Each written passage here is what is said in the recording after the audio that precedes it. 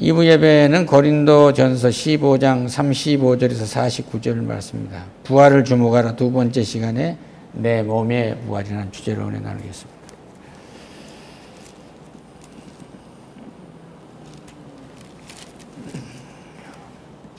신약성경 284면 정도에 있습니다. 내 몸의 부활이라는 주제로 은혜 나누겠습니다. 고린도전서 15장 35절로 49절 말씀입니다. 함께 봉독하겠습니다. 묻기를 죽은 자들이 어떻게 다시 살아나며 어떤 몸으로 오느냐 하리니 어리석은 자여 내가 뿌리는 씨가 죽지 아니하면 살아나지 아니하겠고 내가 뿌리는 것은 장래의 형체를 뿌리는 것이 아니요 다만 밀이나 다른 것의 알맹이 뿐이로되 하나님이 그 뜻대로 그에게서 형체를 주시되 각 종자에게 그 형체를 주시느니라. 육체는 다 같은 육체가 아니니 하나는 사람의 육체, 하나는 짐승의 육체요, 하나는 새의 육체요, 하나는 물고기의 육체니라. 하늘에 속한 형체도 있고 땅에 속한 형체도 있으나 하늘에 속한 것의 영광이 따로 있고 땅에 속한 것의 영광이 따로 있느니라. 해의 영광이 다르고 달의 영광이 다르며 별의 영광이 다른데 별과 별의 영광이 다르니라. 죽은 자의 부활도 그와 같으니 썩은 것으로 심고 썩지 아니할 것으로 살아나며 욕된 것으로 심고 영광스러운 것으로 다시 살아나며 약한 것으로 심고 강한 것으로 다시 살아나며 육의 몸으로 심고 신령한 몸으로 다시 살아나나니 육의 몸이 있은즉 또 영의 몸도 있느니라.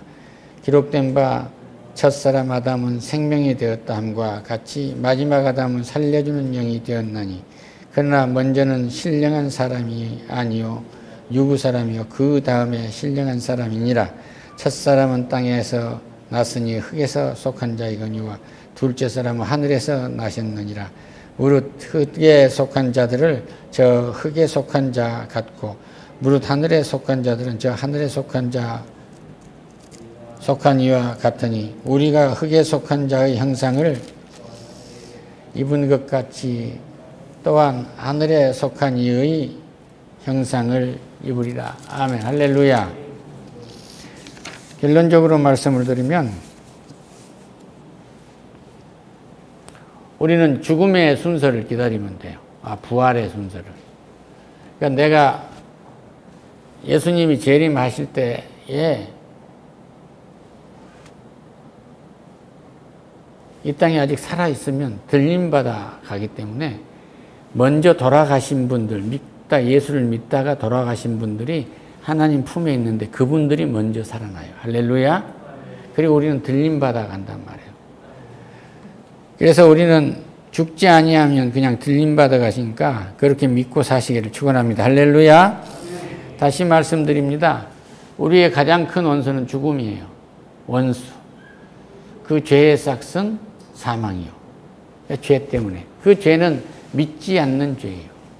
예수님이 부활하셨다는 걸 믿지 않는 죄가 가장 큰 죄예요. 인생은 거기에서 새 생명을 얻는 건데 그걸 놓쳐버리면 안 돼요. 할렐루야. 여기 오늘 말씀 중에 죽은 자의 부활도 그와 같으니 썩을 것으로 심고 썩지 아니할 것으로 다시 나느니라. 그러니까 이 땅에 있는 우리 몸은 다른 돼지나 소나 양이나 이 땅의 동물들처럼 그 몸은 그냥 흙으로 가도록 되어 있어요. 그런데 우리의 영은 하나님 품으로 가고 예수님이 재림할 때 새로운 몸을 입는단 말이에요. 신령한 몸을 입는데 이 몸은 죽지도 않고 아프지도 않고 병들지도 않고 이 신령한 몸을 입는다 그 말이에요. 욕된 것으로 신고 영광스러운 것으로 다시 살아나며 아주 인생이 욕되죠. 우리는 예수를 믿는다고 하면서도 성화가 완전히 됐지를 못해요. 하나님의 성품대로 사람을 창조하셨는데 하나님의 성품에 이르지 못했기 때문에 예수를 믿는다 해도 우리의 생활이 지그자그가 될 수밖에 없어요. 그래도 하나님은 용서하시겠다는 거예요. 그런데 그 중간에서 분명히 알 것은 영광스러운 것으로 다시 살아날 거야. 그러니까 그것을 놓치면 안 된단다. 할렐루야. 약한 것으로 심고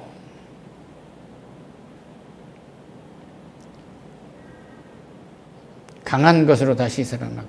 이 땅의 육신은 약할 수밖에 없어요. 그러니까 기도하라고 했는데, 깨어 기도하라 그랬는데 마음은 온유되 육신이 약해서 그런다고 말씀하시잖아요. 그러니까 이 땅에서 오는 우리 육신은 약할 수밖에 없어요. 그러니까 성령을 기도하고 하면 성령께서 강권적으로 역사하실 줄로 믿습니다. 할렐루야. 약한 것으로 심고 강한 것으로 다시 살아나며 육의 몸으로 심고 신령한 몸으로 다시 살아나느니 육이 몸이 있은즉 영의 몸도 있느니라. 우리가 이 땅에서 살고 있는 이 몸이 있으니 예수님이 재림해서 다시 줄 이 몸이 또한 있습니다. 그 얘기. 할렐루야.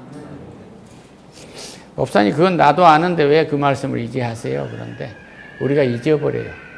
계속 듣고 또 믿고 계속 듣고 믿고 해야 돼요. 제가 2시간 동안을 그 교수님과 인문학 강의라는 교수님하고 얘기했는데요. 완전히 헛것하고 인생 전체를 헛공부하고 인생 전체를 탕진하고 있는 거예요. 또 그걸 보고 사람들은 벌떼처럼 모여들어서 그 강의를 듣겠다고 또 기웃거리고 그럽니다. 거기는 구원이 없습니다. 할렐루야. 예수 외에 구원이 없어요. 거기는 어떤 신분도 묻지 않습니다. 가졌느냐 갖지 않았느냐도 묻지 않습니다. 키가 크냐 작으냐도 묻지 않아요. 네 고향이 어디냐도 묻지 않아요. 그냥 교회에서 고향 묻는 거 웃기는 거예요. 그러니까 하늘나라에서. 네가 어느 학교를 나왔느냐를 묻지 않아요. 네 사회적 지위가 무엇이냐를 묻지 않는 믿기만 하라고 해요. 믿기만. 할렐루야. 그런데 대부분이 갖고 있는 학문한다고 한 사람들이 거기에서 자동차를 만든다, 어떤 실체적인 물체를 만드는 일, 거기에서 머물러 있으면 좋은데 그것을 하나의 구원의 대상으로 본다고 하면 이 땅의 AI는 인간을 구원할 수가 없습니다. 의사가 병을 고칠 수가 없어요. 종합병원에 가면요 3분의 1이 장례식장으로 가는 거예요.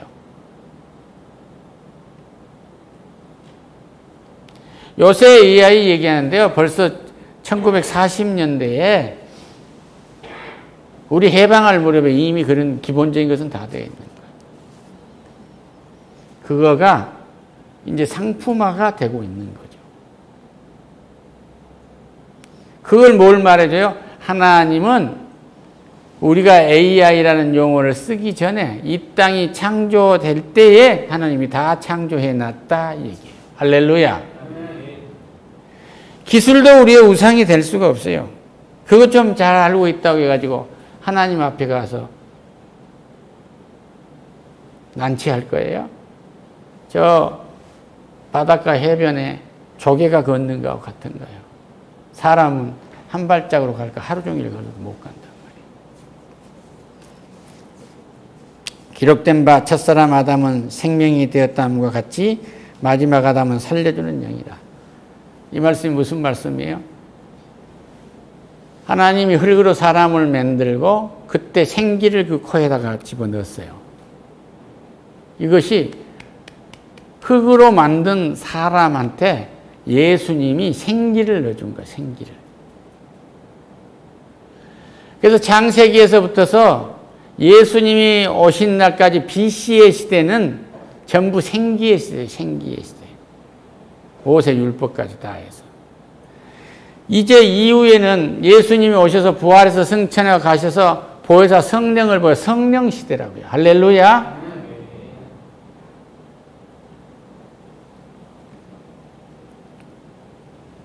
이 영은 살려주는 영이란 말이에요. 그러니까 우리 속에 들어오므로 우리가 성전이 되는 거예요.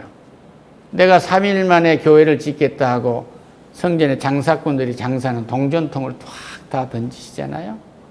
이제 여기에 있는 것이 아니고 네 속에 있겠다. 그 얘기. 할렐루야. 성령으로 내 속에 있겠다.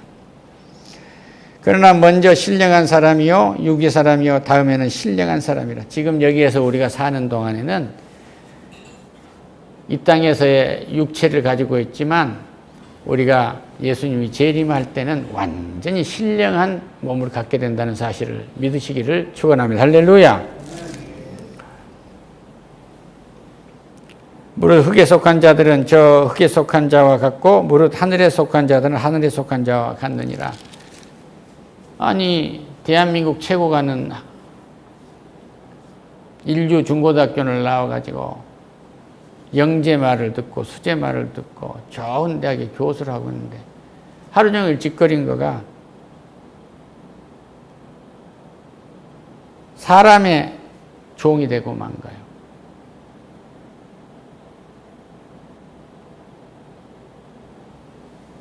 괴테가 사람 구원할 수 있나요? 구원할 수 없어요. 괴테 문학이 어떻고 그러지만 그거 다 싸구려입니다. 능력이 없어요. 그런데 빠져가지고 일생을 소비하고 그런 것으로 해가지고 그것 좀 몇 개 그런 역사적인 고증을 하고 있다고 해서 사람 행세하고 있단 말이에요. 그 사람의 종이 자기 자신이 거기서 완전히 탕진하고 있는 겁니다. 주가 그리스도고 살아계신 하나님의 아들이신 것을 마음을 믿고 이분을 시인하고 내가 내 몸이 부활한다는 확신을 가진 것은 이미 사망 권세를 이긴 거예요. 할렐루야.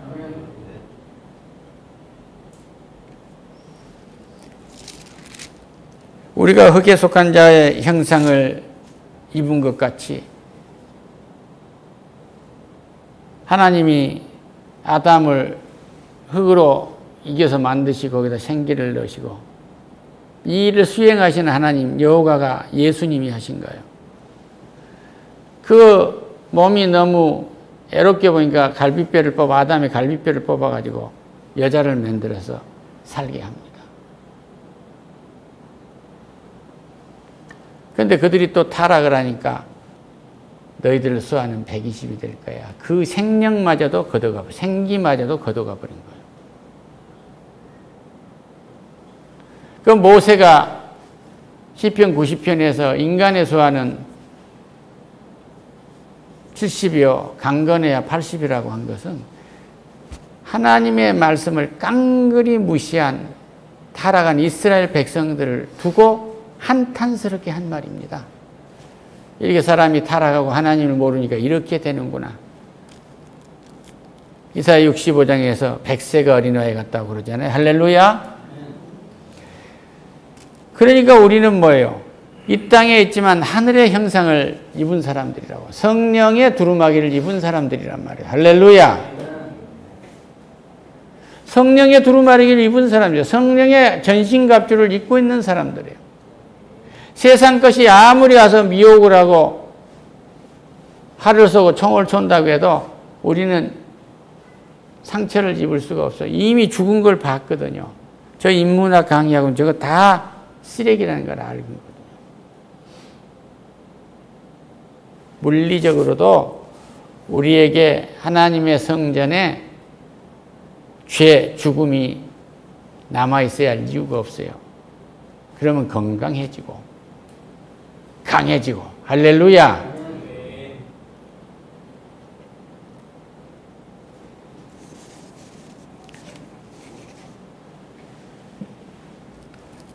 보라 내가 너에게 비밀을 말하노니 우리가 다 잠잘 것이요 마지막 날에 순식간에 헌혈이 변화될 것이다. 51절에서 나온다. 우리는 잠잔다 죽게 될 것이다. 그런데 주님이 올 때 호련히 영광스러운 몸으로 변화될 것이다. 할렐루야. 이것을 저 아이가 알고 글을 쓴다면, 저 아이가 그걸 알고 어떤 작품을 만든다면 어떻게 되겠느냐. 세계적인 영화에 가서 상을 받고 있는 걸 보면요, 거기에서 무당 푸닥거리 하는 것처럼 거기에 머물러 거기에 갇혀있는 그것밖에 안 돼요. 진리가 없어요. 그러니까 세상에 크단 거에 질리지 마세요. 할렐루야. 보이는 것 보이지 않는 것을 모두 하나님이 창조하셨기 때문에 부활의 신앙이 사망을 삼키고 이기게 될 것입니다.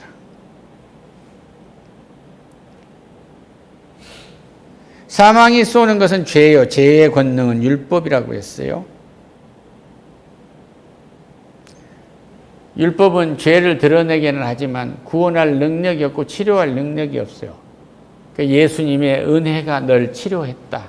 내가 너를 용서했다. 그러면 너와 나와 관계를 화해한 거야. 할렐루야. 부활을 했다 하면 탕자가 아버지 집에 들어온 거예요. 할렐루야. 탕자가 아버지 집에 들어오는 것입니다. 부활을 했다 하면 어디가 예수가 있느냐고 하는 축여드렸던 내 손가락이 없어진 거예요. 육신의 손가락이 없어진 거예요. 할렐루야. 따라합시다. 내 몸은 부활합니다. 내 몸은 부활합니다. 부활한 몸을 가진 사람들의 일이란 주 안에서 수고를 하고 먹고 마시기 때문에 한 가지도 헛되지 않아요. 모두가 다 하늘나라에 자기의 상급을 쌓아가는 과정에 있단 말이에요. 분명히 말씀드립니다. 사회 계급보다 하늘나라의 비교치는 더 냉혹해요. 복음을 부끄럽게 생각하지 마세요. 부활을 완전히 믿는다고 하면은 내 주변에 있는 사람이 얼마나 불쌍하게 보인단 말이에요. 할렐루야. 그래서 사도 바울이 복음을 부활의 메시지를 전하면서 얻어맞고 갇히고 배를 골고 배가 파산되고 했지만 은혜라고 말할 수 있는 것은 저들이 모르고 있습니다. 그 얘기예요. 할렐루야. 부활신앙을 갖지 않는 믿음은 그 헛거예요. 권사님, 우리는 부활할 거예요. 할렐루야. 저 아이가 부활하지 않는다고 믿으면 그 헛건 거예요. 저 아이가 우리 교회에서 가장 큰 성도인데 우리는 부활해서 다시 만나게 돼요. 할렐루야.